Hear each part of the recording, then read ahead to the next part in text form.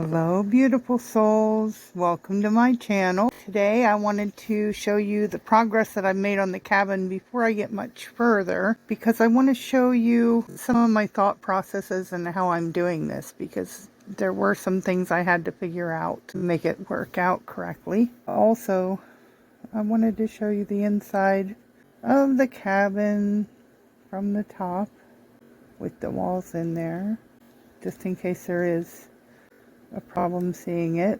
The curtains, I used fabric. Love how they turned out. Same fabric I used for the little throw pillow. The nails decals are most of the wall art. The clock above the door, I made that myself. And the dream catcher was an earring. I found earrings at a thrift store. They were dream catchers. I actually bought it for the dollhouse, but since I had two, I thought it would look great here. I like the way the door frame turned out. See, I don't want to take too long with this because there's so much I want to show you. Anyway, I'm pretty proud of it. I'm going to show you the door. So when I made my door, I put a little hinge here. And that hinge, that's hence the door frame on the other side. But that hinge makes it so that you can open and close it. The way that I made the hinge, I'll show you that quickly as well. The way that I made that hinge is I had taken my little wall, and I had taken I think it was my emery board, because that's a little bit wider than my popsicle sticks, and I placed that on the wall, and I drew around it, and I thought, well, I still want the door just a little bit bigger, so I cut it out freehand just a little bit bigger. So it's not a perfect door, but it's going to look good when I'm done. After I put the door on and knew it was going to work and everything, the area around it just did not look nice at all. So that's why I did that with the frame. But now on the outside, what I'm going to do is I'm going to use this. I'm going to paint this white to make it look like mortar. And then I'm going to take my sticks that I have. These are going to be my logs. So after I paint the cardboard, corrugated cardboard white, then I'll take my logs. I'll probably stain these because they are very light, and then the logs will go in there. But what I did for the door frame, and I'm so proud of this, is I had used zip ties to hold my cabin together while it was drying, and when I cut the zip ties off, I decided to keep the pieces. And that's what this door frame is. It's a piece of a zip tie. So that's going to work out beautifully, because I've already tried it. I don't know what you call that. Anyway, once it's glued on and secure, you'll be able to open the door, and you will not see the hinge.